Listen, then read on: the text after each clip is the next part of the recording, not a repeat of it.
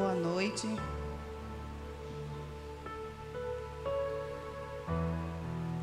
A palavra escolhida pelo Senhor para refletirmos um pouco essa noite faz parte do livro de João e está no capítulo 9.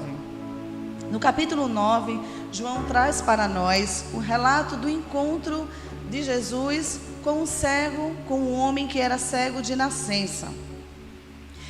João, em seu livro, relata dos muitos milagres que o Senhor fez em seu ministério aqui na terra, 7 milagres.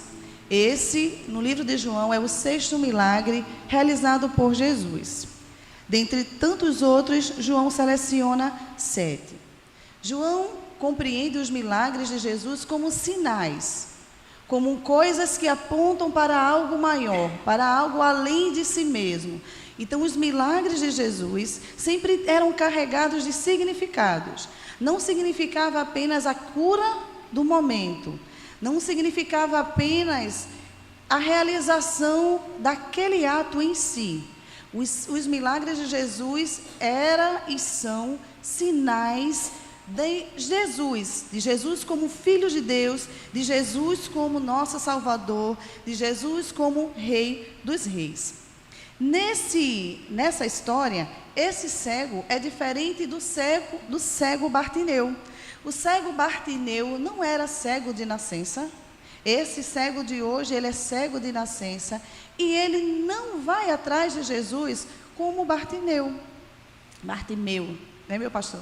Eu dizia Bartimeu, ele dizia meu. Ele não vai atrás de Jesus. Jesus que o vê. Jesus que se aproxima desse cego. E já no início, passando Jesus junto com seus discípulos e avistando este homem, a Bíblia não relata, mas acredito eu que numa situação de sentado, mendigando, pedindo esmolas, que o Senhor com seus discípulos, os discípulos olham para aquele homem e perguntam a Jesus: Mestre, quem pecou para que esse homem nascesse cego? Ele ou os pais dele? Vendo o cego, os discípulos se perguntaram o que muitas vezes nós nos perguntamos também. Naquela época, os judeus acreditavam que uma pessoa era acometida de uma enfermidade, ou ela estava sofrendo por 3 motivos. Ou ela carregava o pecado de Adão, ou ela tinha algo muito forte que ela pecou, ou ela estava herdando o pecado dos pais. Se você estava sofrendo, tinha esses 3 motivos. E nós hoje também fazemos isso. Nós temos esse costume de olhar para alguém, às vezes, em sofrimento e dizer assim: está pagando por algo. Quando vê isso, fez alguma coisa para estar assim. Então, naquela época, coitado dos que tinham alguma deficiência. Se fossem cegos ou tivessem problemas mentais, de surdez, eles eram tidos como amaldiçoados, como pessoas marcadas pelo Senhor por algum delito. Eles cometeram algum pecado tão grave que vieram com essa marca, com essa maldição. Ou cego, ou paralítico, ou surdo, ou com lepra, era um sinal de que aquela pessoa era um pecador, que tinha algo nela que merecia ser separado, que merecia ser afastado. Mas é lindo quando o Senhor responde assim aos seus discípulos, no versículo 3. Nem ele pecou, nem os pais deles, mas isso aconteceu para que nele se manifeste as obras de Deus. O Senhor, quando cura o paralítico no tanque de Betesda, o Senhor reencontra esse paralítico mais tarde e diz assim: cuidado, vá e não peques mais, não pequeis mais, para que não lhe ocorra algo pior. Então o Senhor, a Bíblia está dizendo para a gente que sim, coisas ruins podem nos acontecer em consequência de más escolhas. Em consequência do pecado, atraímos para a nossa vida maldições, prejuízos. Mas o Senhor também revela para nós o caso de Jó. Jó não tinha cometido pecado e foi cercado de um cenário de tragédias. Então o Senhor está dizendo: o que acontece na nossa vida?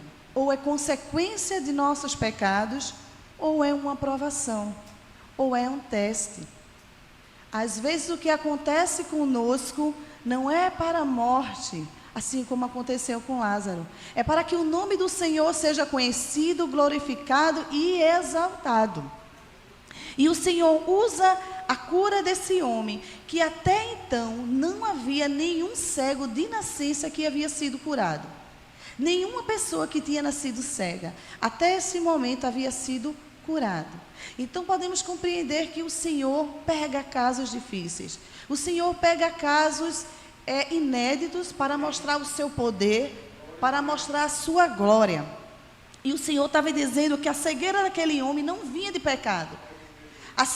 Com isso, Jesus não estava querendo dizer que aquele homem era santo, nem ele, nem os pais dele. Não era que ele, nem os pais dele não tinham pecado, mas é que nenhum pecado justificava a cegueira daquele homem. Então, podemos compreender que nem tudo que nos acontece é consequência de algo que a gente fez na vida. Muitas vezes, a gente carrega conosco uma dívida eterna do passado. Eu já ouvi pessoas e pessoas próximas dizerem assim: eu não prospero por causa daquilo que eu fiz. A minha vida dá errado por causa daquilo que eu cometi. Se a gente confessa ao Senhor de todo o nosso coração, e ao confessarmos, ao pedir perdão ao Senhor, nos comprometemos em não mais fazer aquilo que estamos confessando, o Senhor é fiel e justo para nos perdoar. Mas eu acredito que a gente não tire da memória, não tire da nossa cabeça, para que a gente não venha cometer de novo. Mas o Senhor não lembra mais. E muitas vezes, aquilo vem na nossa cabeça e nos aprisiona, como consequência. E tem muita gente que está arrastando essa corrente, achando que o que está acontecendo na sua vida é consequência de um pecado cometido. Quando o Senhor está dizendo: eu já te perdoei. Enquanto você não perceber o que eu estou querendo com esse cenário na sua vida, você vai continuar nele. Nem tudo o que o Senhor coloca na nossa vida de dificuldade é consequência de nossos pecados. Muitas vezes o Senhor está querendo nos testar. Muitas vezes o Senhor está querendo mostrar a glória dele através de uma fraqueza nossa. E logo após que o Senhor diz isso, o Senhor continua dizendo assim: é necessário que façamos as obras daquele que me enviou enquanto é dia. O Senhor está dizendo: é necessário que façamos. O Senhor pode fazer tudo sozinho, mas aqui o Senhor usa o verbo no plural. É necessário que façamos. Esse façamos do Senhor incluiu os discípulos naquela época e nos inclui agora. O Senhor está dizendo: é necessário que façamos as obras daquele que me enviou enquanto é dia. No final desse capítulo 4, no versículo 5, no versículo 4 e 5, o Senhor diz assim: eu sou a luz do mundo. O Senhor está querendo dizer a mim e a você: é necessário que a gente faça as obras que o Senhor mandou a gente fazer, enquanto eu ainda estou aqui. Essa palavra, enquanto é dia, precisamos compreender, enquanto o Senhor ainda pode ser achado.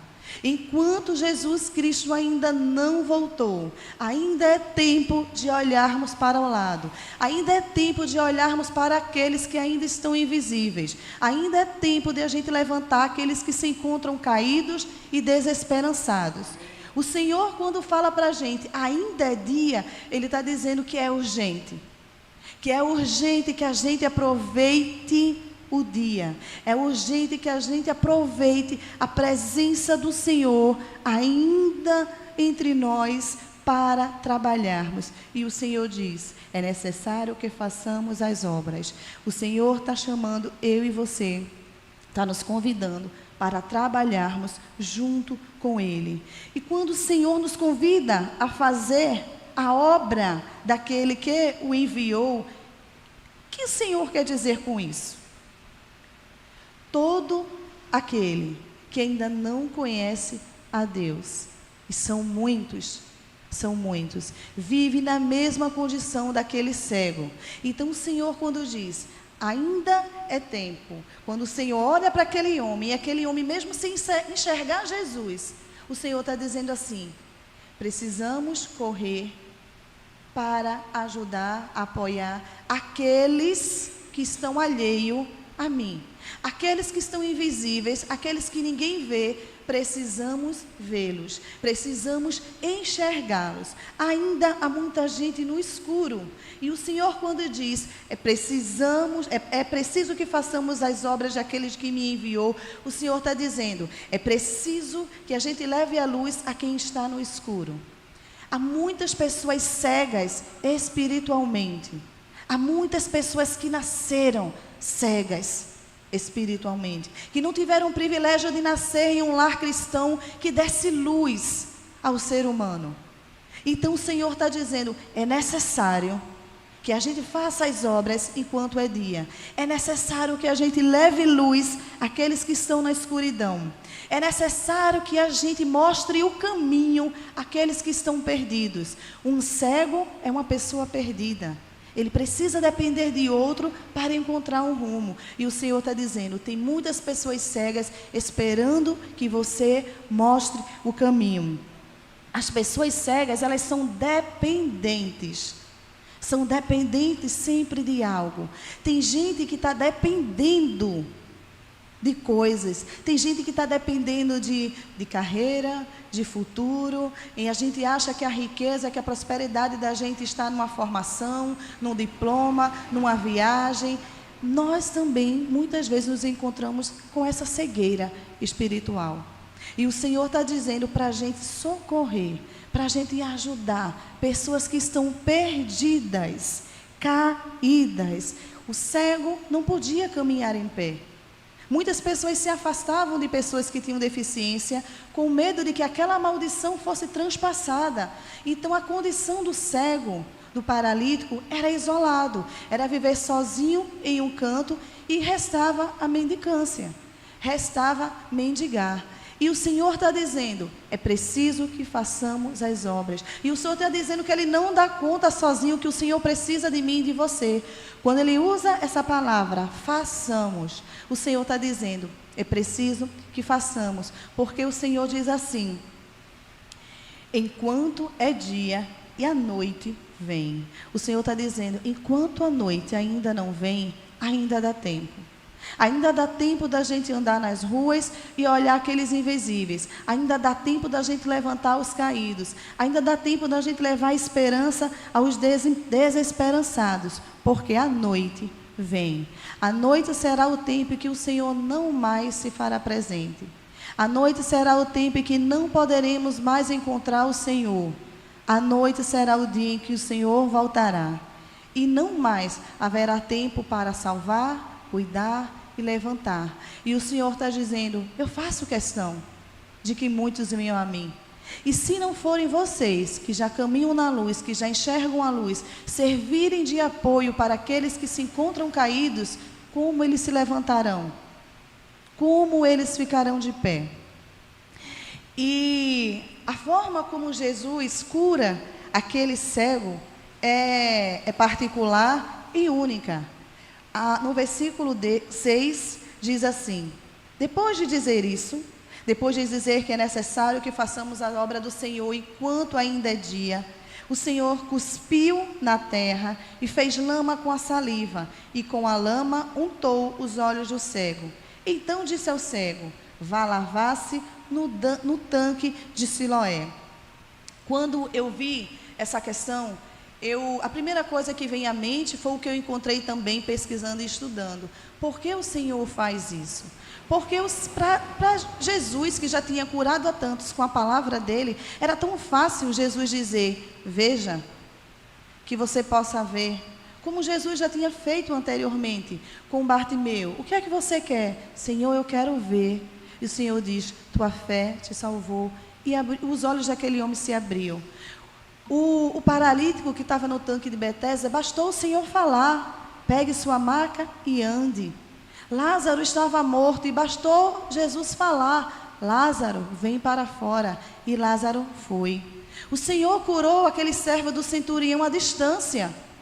E por que agora o Senhor faz diferente? E o que vem à minha mente foi o que eu encontrei nas pesquisas, que o Senhor, para pessoas diferentes, age de formas diferentes. O Senhor tem um jeito particular de tratar assuntos particulares. Não é porque o Senhor tratou Maicon de uma forma que quando Bernardo estiver sofrendo a mesma coisa que Maicon, o Senhor vai tratar Berna da mesma forma. O Senhor está dizendo, pessoas diferentes, eu trato de formas diferentes. Mas eu ainda achei que faltava mais. Eu achei que esse ato do Senhor significava algo ainda mais. Eu sei que o Senhor é poderoso e Ele faz como quer, quando quer e a hora que Ele quer. E foi um método que Ele encontrou. Pesquisando mais, eu encontrei que os judeus têm um livro chamado Mishnah. É assim? Mishnah, que é um livro que tem todas as leis dos judeus, o que pode e o que não se pode fazer. E nesse livro, os judeus seguem à risca tudo o que não se pode fazer em um sábado. E esse dia que o Senhor encontra o cego de nascença era um sábado. Então, muitos estudiosos diziam que o Senhor fez aquilo no sábado de propósito para causar. Para o Senhor dizer assim, que Ele era Deus de todos os dias, Ele faz tudo quando quer e como quer, inclusive no sábado. Inclusive, nesse livro dos judeus, está lá escrito que aos sábados é proibido fazer barro. Eu acredito que ele esteja querendo dizer que era proibido trabalhar com construções. Não podia se fazer barro, porque se fizesse barro era para construir tijolos, para construir. E o Senhor fez um pequeno barro. E eu fiquei uns dias com isso na cabeça, saliva e barro. E até que o Senhor traz ao meu coração. Muitas vezes, para se fazer um teste de DNA, a coleta das pessoas saliva. As pessoas colocam a língua para fora, pegam um cotonete e tiram a saliva do indivíduo. Aquela saliva traz todo o seu código genético, traz a sua essência, traz quem somos. E nós, na condição de seres humanos, viemos do barro, da terra. Então, essa mistura que o Senhor faz, Ele é uma mistura de essências. O Senhor pega a essência dEle, a saliva dEle, o DNA dEle, e pega o nosso DNA, a nossa essência, o barro, e faz aquela mistura. O Senhor se mistura conosco. Há uma mistura de essências. E aquilo ficou no meu coração e dizendo, para ver um milagre na minha vida e na sua, um milagre que ainda nunca foi visto, para nós experimentarmos algo inédito, precisamos ter a nossa essência misturada com a essência do Senhor. Precisamos ter a nossa vida unida, conectada ao Senhor. E eu pesquisando, como acontece essa conexão? Como é que a gente faz para misturar a nossa essência com o Senhor? E o Senhor diz, a minha essência eu deixei para vocês. A minha essência é a palavra do Senhor. Quando você entra nessa essência, quando você mergulha o seu ser nessa essência, a minha essência entra em você. Eu me misturo com você. Os seus pensamentos passam a ser os meus pensamentos. E estudando a mais fundo, o que acontece depois que essas essências se unem? O que acontece depois que esses DNAs se misturam? A mistura da nossa essência com a essência de Deus. Eu encontrei 3 definições. Ela traz iluminação espiritual. Ela traz transformação interior. E ela traz consciência expandida. E eu pesquisando, o que é isso? A primeira coisa, quando a gente se mistura com o Senhor, a gente experimenta uma iluminação espiritual. E tem tudo a ver com o caso que o Senhor está tratando. Iluminação espiritual. Aquele homem estava numa tremenda escuridão. E quando o Senhor mistura a essência dele com a essência humana, aquele homem consegue ter uma iluminação espiritual. Aquele homem consegue perceber quem está diante dele não é alguém comum. Não é qualquer homem. A nossa mistura com a essência do Senhor traz transformação interior. Nós nos tornamos mais parecidos com o Senhor. Quando a gente mistura a nossa essência com a essência do Senhor, é normal, é consequência que essa essência passe a ser a nossa essência, que nós passamos a refletir a imagem de Deus. E, por último, ele diz que temos a consciência expandida. Consciência expandida é ter a nossa mente, antes limitada, aquela condição, igual aquele homem tinha, ela passa a se expandir. Quando a gente mistura a nossa essência com o Senhor, a gente passa a olhar o mundo, as pessoas, a nossa vida com outros olhos, com mais profundidade, com mais amplitude, porque não é mais só o meu pensamento, é um pensamento divino. São pensamentos do alto que passam a se misturar com os nossos. E não é possível mais sermos aquela pessoa. Uma vez que nós misturamos a nossa essência com a do Senhor, ela passa a habitar em nós e provoca transformações. Deus não muda o nosso nome, Deus não muda quem a gente é. Ele continuou sendo aquele mesmo homem, mas Deus transforma o que a gente fazia. A gente passa a não fazer mais aquilo que a gente fazia antes. E completando esse milagre, essa forma como o Senhor cura, o Senhor diz assim: vá lavar-se no tanque de Siloé.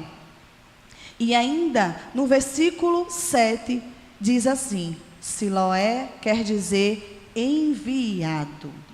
Enviado.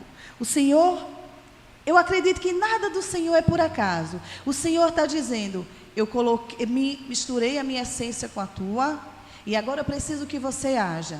O Senhor está dizendo: eu posso fazer sozinho, mas eu gosto de trabalhar em parceria. O que eu faço é aquilo que vocês não conseguem fazer, mas o que vocês conseguem fazer eu não vou fazer. Eu não tirei a pedra de Lázaro, porque vocês poderiam fazer. Há coisas que são com vocês. Agora aquilo que vocês não conseguem fazer, eu entro em cena, eu resolvo.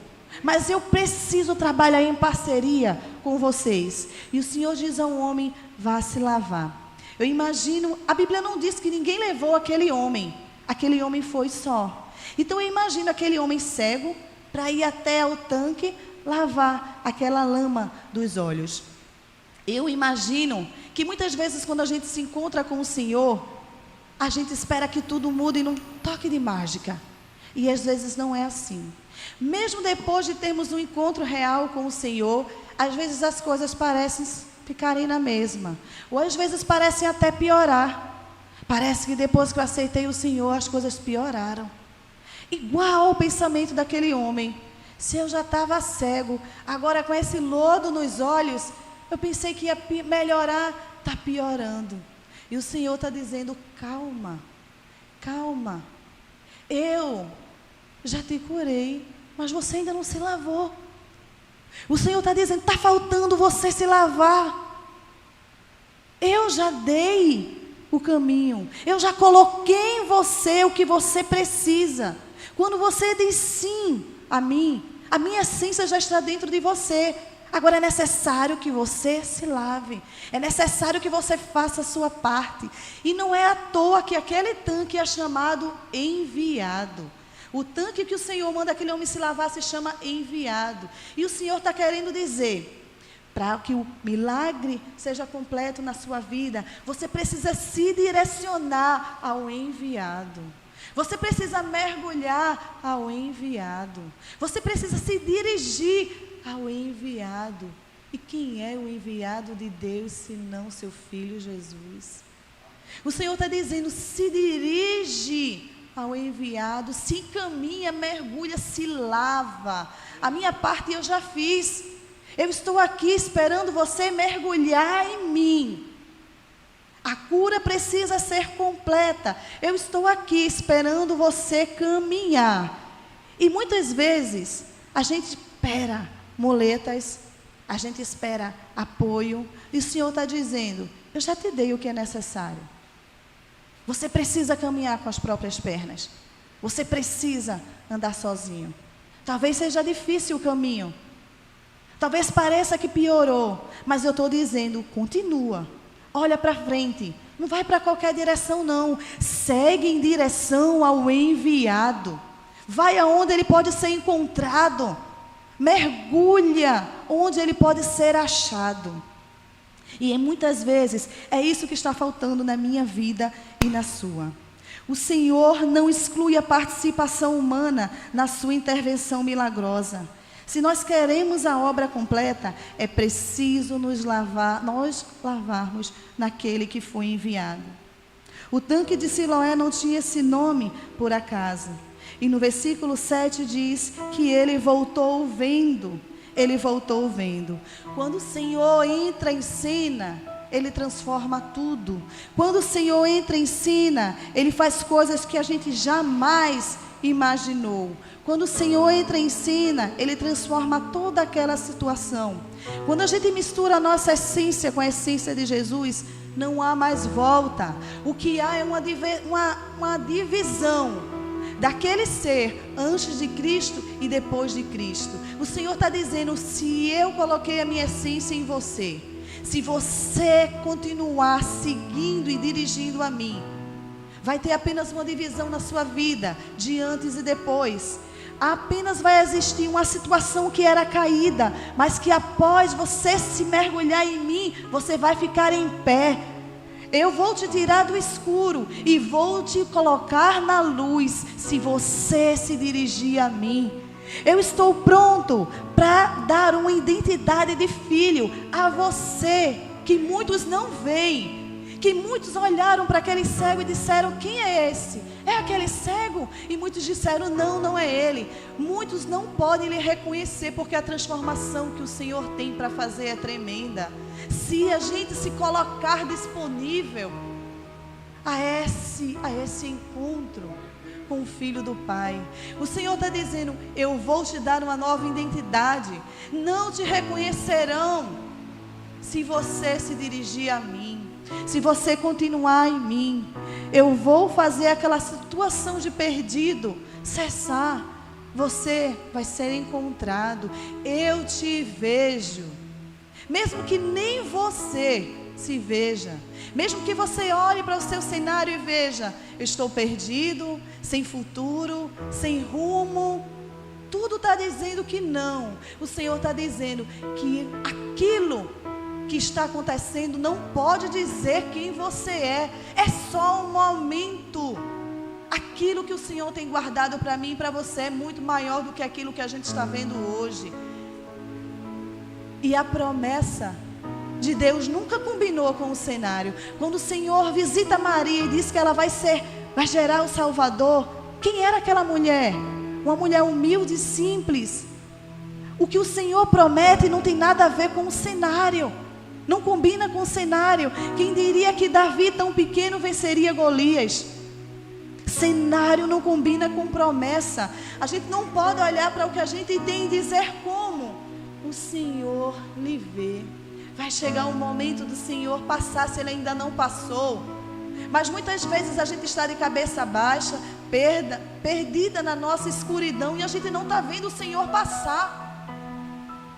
E o Senhor está passando. A gente sabe onde o Senhor pode ser encontrado. E nós precisamos nos dirigir aonde Ele precisa, onde Ele pode ser encontrado. Muitos, quando viram aquele homem vendo, duvidaram. Quem não tem experiências com Deus pode olhar a nossa transformação e duvidar.